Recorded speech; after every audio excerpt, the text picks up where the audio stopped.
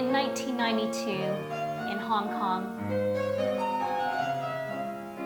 a baby sprite named Ming. For the first few years of my life, I was mothered by a young nanny named Auntie Bang Bang. She'd fill my bottle with Coca-Cola and let me eat packets of sugar with my fingers. Downstairs lived my two sisterly cousins who'd always come to play with us. And up the mountain from us lived our grandparents. Gong Gong Tong Pa Pa. Sundays, however, were my dad's day off of work. He used to tell us that the scar on his arm transformed him into Superman, and Superman, he'd take us on all kinds of adventures. Little fishing nets to sift water by the river, falling into the waters of Stanley, trying to do grown-up golf at the range, visiting the party-hatted seals at Ocean Park. Things that I only really remember sketches of. Then I started primary school at Linglam, going every day in my little collared uniforms, learning Chinese characters and English words like girl, boy, dog, cat. 1997, Auntie Bang Bang left to marry an American man, and my family immigrated to Canada. The land around me flattened, tall buildings sat less frequently, and everything changed.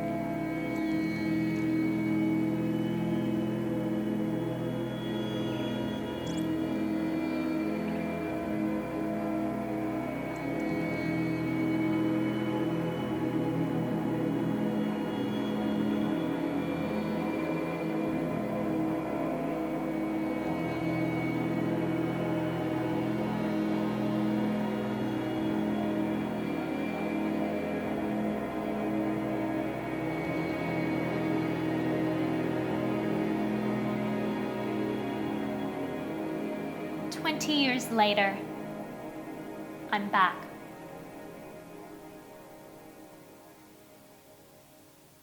Facing the towering signs of Shengwan and the generic recognition of Chinese characters displayed like building blocks, an architecture that makes me feel like I've fallen into some sweet dream of the past, yet I also just feel like some hovering foreign ghost. I'm looking for something to eat. My childhood taste buds are so turned on by these familiar smells, yet I also find myself shrinking, avoiding to admit to anyone that I have no idea what these characters actually mean. I stare at them. I wonder if they can see me, wondering if they think I fit in. It's a game, really. How long can I get these people to believe that I am anything but an imposter? Now, I would lose this game if I had to go into a restaurant and ask, 唔該，有冇個英文牌啊? I should only put myself in scenarios where I know I'll be able to perform. Or I just pretend I don't know the language at all and just surrender to the role of tourist. But I give up. I just go to 7-Eleven. I won't have to speak there at all.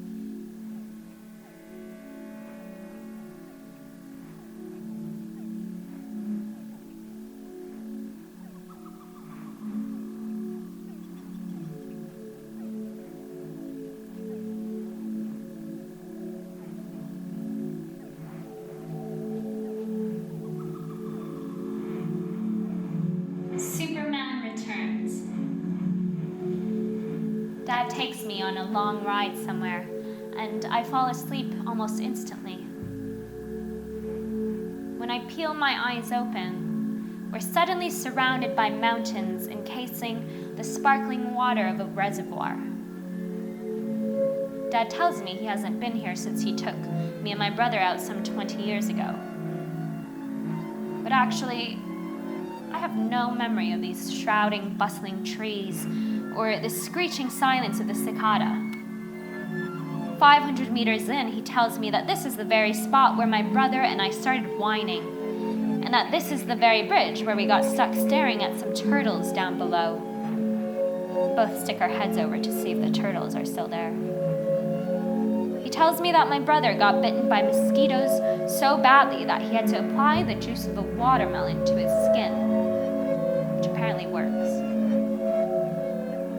Fascinated I am by this story, by this little girl and boy that would pathetically get so tired so quickly. It's like imagining a fiction, as if someone was telling me the story of somebody else.